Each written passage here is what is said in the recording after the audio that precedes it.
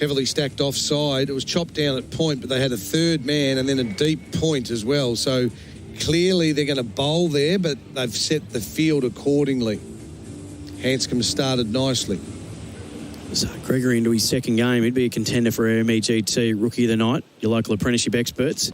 Oh, he's hit right up on the thigh pad. He's Hanscom. They'll take a leg bite. That cut back a little bit. Snipped off the surface. It's definitely, as we reported earlier, there's been some rain and the outfield is quite slippery. We're seeing a lot of players slip over. So with that, there'll just be a little bit of moisture on the top of the wicket. So the ball is hitting and gaining pace, skidding on. Majib got McDermott with his first ball, skidded on, stayed a bit low. So, yeah, SOS batters, little mention here, be careful playing across the line early in your innings. Of course, David Milan gave up a chance to Sammy Hazlitt, a backward point. Tried to drive in a really thick edge and it raced through the hands when he was on 22. Hasn't been able to inflict a heap of damage since. He's on 25 and I speak too soon. Hadn't inflicted damage until just now. The pull shot over the fence for 6. That's the first of the evening for the Hurricanes. He moves to 31. Yep, great movement, great use of the crease and his feet by Milan to get in the position. He knows this man, Gregory. So he went to off stump. All right, he got inside the line of the ball. Lewis Gregory bowled it into the wicket and Milan just helped it on its way, timed the pants off it beautifully. Driving. Now there's runs into the onside. They'll take 2. That's really well run. They called it early. You heard it in the effects mic. So David Milan moves to 33 off 24. Hanscom is 15. And, of course, these guys have played for England as teammates, Gregory and Milan, and now find themselves combatants on the Big Bash field.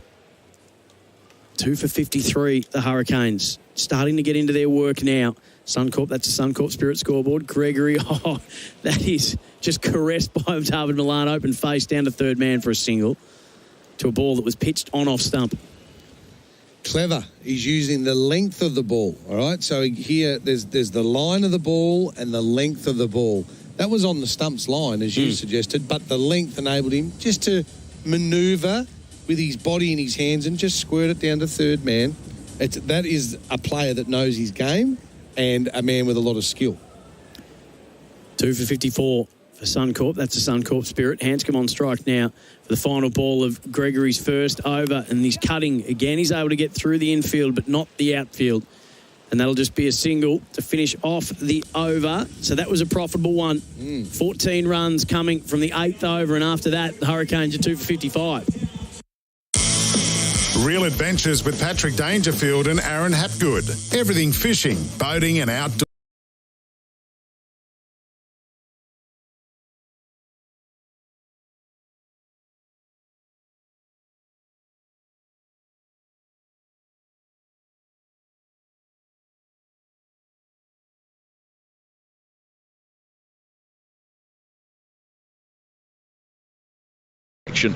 In the deep, throw comes in, 1 taken, so Hanscom will take the strike at the start of the 9th over. 55 for 2 is the score. So these extra things to think about tactically.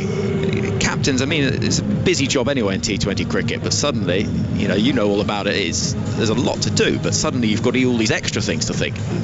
Yeah, that's probably why when we see at the mid-innings break that they have about 25 support staff walk onto the pitch to try and aid the captain in his decision making, which sometimes when you've got so many voices coming at you, it can become even more confusing. But I think as teams go through this tournament and get used to the rules, you'll settle into a rhythm of knowing when it suits your team to take it and then becoming more bold with your decisions. We've probably seen some pretty regulation taking of the surge at the end of the innings, but we may see as we go through the tournament, if a team's well set at 10 overs, people take the 2 over power play then with 2 batsmen in to try and bring those death bowlers back early, which then leaves them short at the back end of the innings, for which you hopefully have wickets in hand for. So yeah, I think it's certainly for these first little forays of the tournament, it's going to be people getting used to the rules. Secondly to Hanscom. driving. Ooh, into the ground, into the hands of the fielder. The crowd think it's a chance of a catch. It's a bump ball and a dot to start the over, 55 for 2. I always shake my head at the crowd when they think things like this are catches. I mean, he's laced it straight into the floor. There's no way that the ball could physically get to that height. Like with the shot, I'm just stood there at deep cover thinking, have you ever watched cricket before? Hanscom on 16, swinging wildly, and it goes through to the keeper. It's that sort of engagement and respect for the fans, Vinny, that's made you such a firm favourite at Lord's. Yes, yeah, I do agree with that. Endear myself towards them. Although, yeah, there's been a few instances actually in the last couple of years that I think my girlfriend came to a game in 2018, and she came with her mates, and it was sort of a new relationship, so it's the first time she'd come to watch me at Lord's. So you want to impress? You want to? Yeah, I want to do my best. I was captain as well that game. Second heat to Hanscom, running the ball to third man for a single, 56 for 2. So she's there with her mates at the top of the Compton stand on the far end of Lord's, and none of her mates have watched cricket before, and I come out to bat, and I hit a ball down to long on for 1, and I hit it quite hard, but there's obviously a fielder there, and not many people in county cricket will get rapturous applause and screaming for a 1 to long on, but I got a standing ovation from the Compton stand, from this little fan club, for this 1 that I took. But there were a crowd of people sat behind my girlfriend and her mates. Milan on 34, Steketee into, he leaves it alone as it flies through to the keeper. And she's there, and they're chatting, and these guys behind, and they can overhear my girlfriend and her friends can overhear the conversation, and one bloke's like, who do you want to win today then? And then his mate goes, anyone but the team that Stephen Finn's on, I hate him. And my girlfriend and her mates are sat there and think, these are the people that won't come and watch him play. They all hate him. So they've paid to watch the team he's captaining. Last delivery signal to wide. It's 57 for 2. So Steketee will have to come in again. Milan swinging, looking to again find that boundary behind square on the leg side. It hits the pads and runs through to Pearson. And a leg by is taken. 58 for 2. Yeah, that's not a ringing endorsement, is it? That's not. You could have done with planting some real sort of die-hard Steve Finn fans around exactly, where yeah. the girlfriend was sitting. It's happened a couple of times actually. I had a good game against Surrey in 2019. I took 5 for 16, but I don't like talking about it at Lord's. And the same thing happened again. My girlfriend Amber and my mum were sat there. Steketee bowls to Hanscom, driven into the offside. They're going to have to be quick. Throw comes in, misses. I think he'd have been home. David Milan running through. But a little hand up from Hanscom to say, sorry, that probably wasn't the run there. 59 for 2. And I got brought on to bowl in the game, and there's these blokes sat behind, in the row behind my mum and girlfriend, saying, why has this bloke been brought on to bowl? He is hopeless. And then I got 5 for in the game, so luckily my girlfriend's not shy of a word. She gave them a bit of stick. Was it the same blokes as the other game? I don't know, potentially. Milan on 34, swinging into the leg side without much timing, pushing hard for the first run. There won't be a second, so he'll keep the strike at the start of the 10th. It's 60 for 2 with Milan 34 off 35 now, and Hanscom on 80. How much can you hear as a player out in the middle of that stuff? Well, yeah, you can when you're right on the boundary. People sometimes take great pleasure in having loud conversations about you whilst you're stood there. It's almost like sledging from the slips, where first slip and second slip are talking to each other, and it goes along the lines of, this bloke's rubbish, isn't he? He's no good. So they're having a conversation about you that you can hear, and sometimes that happens in the grounds and you can hear it. But in Australia, there's one guy at Perth, I think I may have told this story before, so forgive me if you've heard it, but there's one guy I think literally waits for me as I get off the plane in Perth on the 3 Ashes tours I've been on, and just takes great pleasure in giving me some of the all-time stick. He's hanging over the boundary board at the Wacker saying, I remember you. You were rubbish 10 years ago, you're rubbish now. Hello mate, nice to see you again. Once every 4 years I get to see him. It's like an old friend. Exactly, yeah. I like the idea that he's sort of sitting at home looking at when the potential flights might come in, planning his journey to the airport. This squad's, oh great, Finn's in it again. relieve 4 years of frustration and anger on him. Lovely. 60 for 2. Start of a new over, the 10th. There's a wide delivery first up. It's left alone by Milan. Has it been signalled wide by the umpire? I don't think it has. I think it's just inside the tram lines. So, or has it been? We'll wait and see. 61 for 2 is the score. Milan, I think it has been. 35 for Milan. Hanscom on 18. I mean, in some ways, with that sort of thing, yeah, I think that's just about fair enough to be signalled wide. You'll perhaps think as a bowler that was an absolutely perfect. Well, from the naked eye, it looked wide, but then you watch it again and it's inside the wide line. So Milan, all that very much is wide. That's a good sort of 2 feet outside that line, and the umpire, the umpire says, "I'm sorry. I mean, what can I do?" Almost off the cut strip. Next ball with your pants down. Sorry. 35 for Milan. He's looking in good touch. There's pressure on the overseas signings, as you mentioned earlier, particularly that pressure you get having been in quarantine to then immediately go out there and be brilliant. It's tricky. It's most definitely tricky, and it's more the rhythm of the game and the pace of the game that does get you. Milan waiting, and a full toss is helped into the leg side. Has he found the gap for 4 runs? No. Man at deep mid-wicket will pick up and throw. And so just a single for David Milan. 64 for 2. It's why warm-up games and practice is so important when teams go on tour. Otherwise, people wouldn't bother going for practice periods. There's just rock up and play. But the preparation, as we see so often from the England teams when they go away, they want to play 2-3 warm-up games in order to get themselves up to speed. And that very much is what these guys will be experiencing now. They've sat down for 2 weeks in a hotel room with a treadmill and a medicine ball for company, and then are expected to get up to 100 miles an hour straight away. Wildermuth bowling to Hanscom, driven into the ground. Again, the crowd think that that's a catch, and again, Stephen Finn shakes his head. Shaking my head, can't believe it. That was less of a catch than the previous. That's one thing that the fake sound effects never got right, is they never had a button for the crowd catch. That would have frustrated me. Yeah, you know, endlessly, just... Yeah. 63 for 2. I heard someone suggesting that over Christmas that the sports companies might be able to provide sound effects of families arguing if you weren't able to get to see your own family. Hanscom waiting, swinging, goes down the leg side. Is half an appeal from Wildermuth and the keeper, but perhaps more in hope that the umpire wouldn't signal the wide that now comes. And it is 64 for 2. We've seen 3 wides in the over, so this is dragging on and on the 10th over. Still 4 balls left of it. Hanscom, it was just perhaps a little hint of a deviation. I don't know. Without the sound or without the snicko, your eyes play games with you, don't they? Because it looks as though it takes a deflection of something as it goes past the bat, but very hard to say. Hanscom on 18. At a runner ball. Wildermuth bowls to him, and he's bowled, giving himself some room into the offside. He looks back with horror to see that middle stump is leaning back, and a 3rd wicket falls. 64 for 3. Hanscom goes. Almost guided that off the face, I think. On the naked eye, we've only seen 1 shot so far. Moves across his crease quite a considerable way outside the off stump.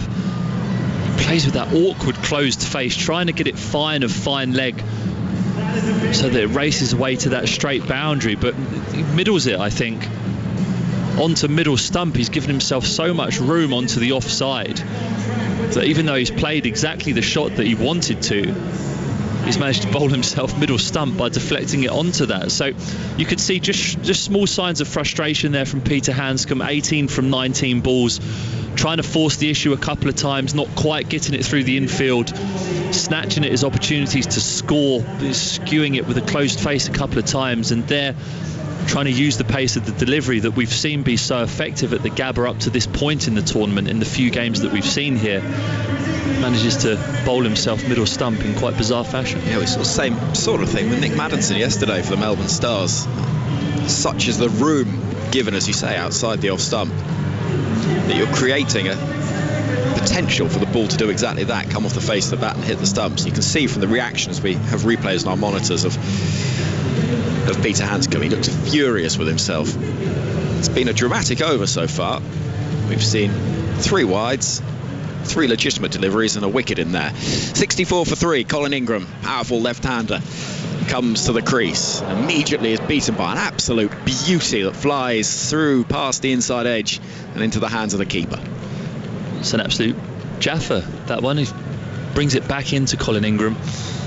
Slightly wider the crease action. It looks as though it's going to angle across, but then at the last second darts back in between bat and pad. Luckily doesn't hear the death rattle on the way past, but a good start from Wildermuth. Maybe thinking about getting a slip in there now for these last couple of deliveries of this over to Colin Ingram, because he is such a dangerous player. It's important that you try and get him out early.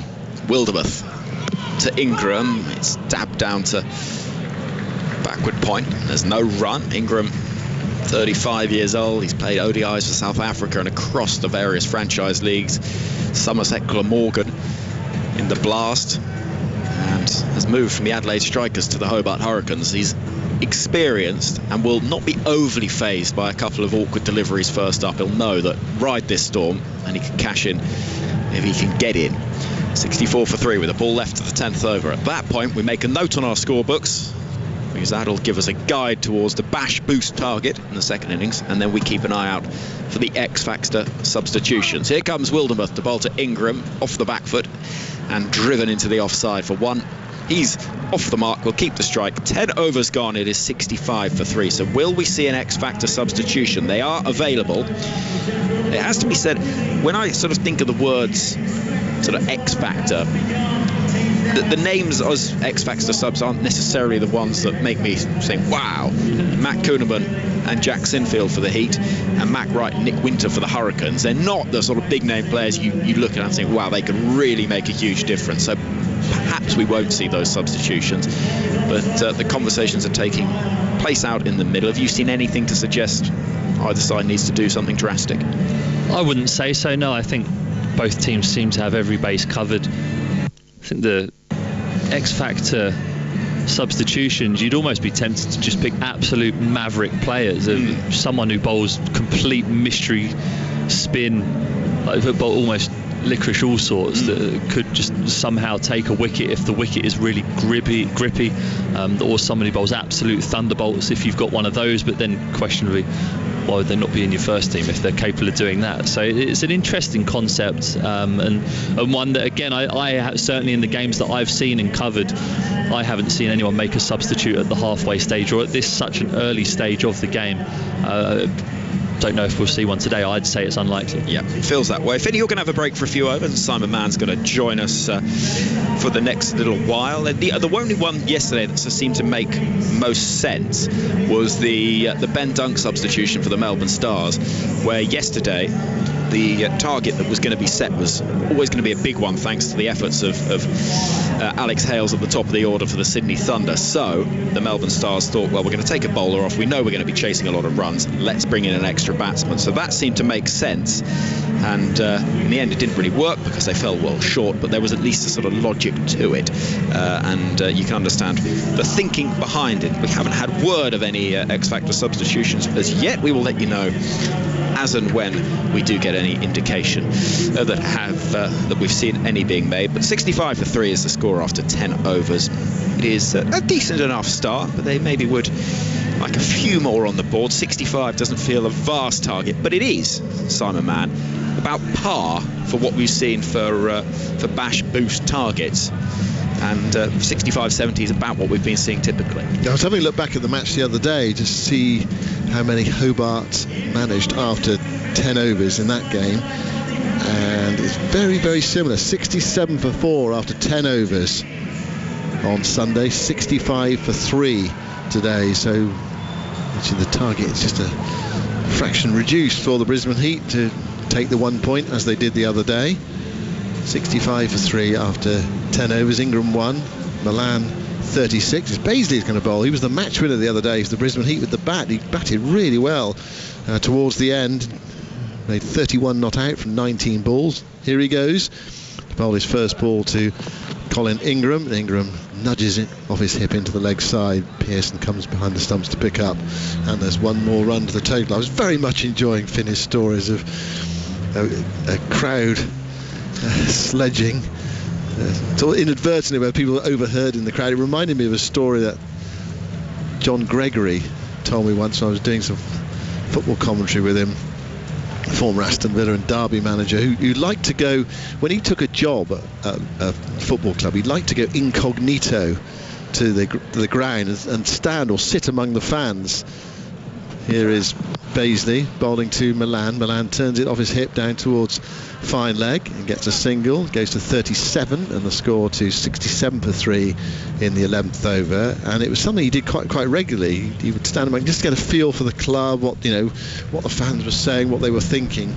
And he was once in contention to get the Plymouth job, and he went and sat in the main stand and was just watching a game, and he was just earwigging conversations. He said there were two blokes who were sitting just along from him, and they were discussing the manager's job, and he said, what do you think about John Gregory coming in as manager? No, he said, what do you think about our new manager? And the bloke next to him said, I don't mind as long as it's not that beep Gregory. Here is Ingram on strike, and he's nicked that past the keeper down towards the fine third man boundary. It's gone away for 4, and Ingram goes to 6, and it's 72 for 3 in the 11th over. He didn't get the job, by the way.